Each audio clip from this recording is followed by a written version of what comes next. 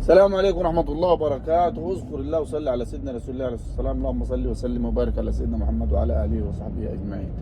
بكرة إن شاء الله النهائي دوري أبطال أوروبا بين ريال مدريد وبروسيا دورتموند الألماني، والمباراة تبدو إنها سهلة. ريال مدريد يعني متمرس في النهائيات، وريال مدريد إذا صعد نهائي لازم يعني 90% بيفوز بيه.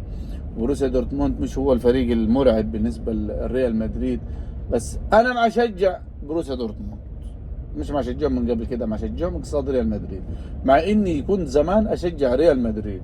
واحد هيسألني يقول لي أنت إزاي كنت تشجع ريال مدريد وسبته؟ أقول لك أنا مش سبته، يعني بصراحة ما يضايقوني الجماعة اجداد مشجعين ريال مدريد، اللي هو ما يحسسني ان هو فاهم، الوحيد اللي فاهم في الكوره، ومع تفاخر ان انا مع اشجع ريال مدريد، وتحس انه هو مولود في حواري مدريد، ان هو راؤول جونزاليس ده ابن عمته ولا ابن خالته بالنسبه انه اسباني يعني، و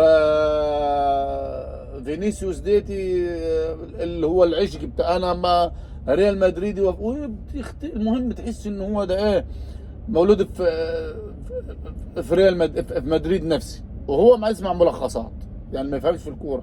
لو قلت له مثلا رودريجو ده ايه وظيفته في الملعب ما يعرفش، لو سالته على اي حاجه في الكوره ما يفهمها.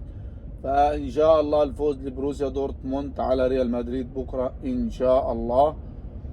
وعشان في ملحوظه انه موديست اللي ما يلعب حاليا في النادي الاهلي هو فرنسي الجنسيه، وكان ما يلعب في بروسيا دورتموند الالماني، فاحنا يا سيدي هنعملها حجه دي وهنشجعه عشان موديست.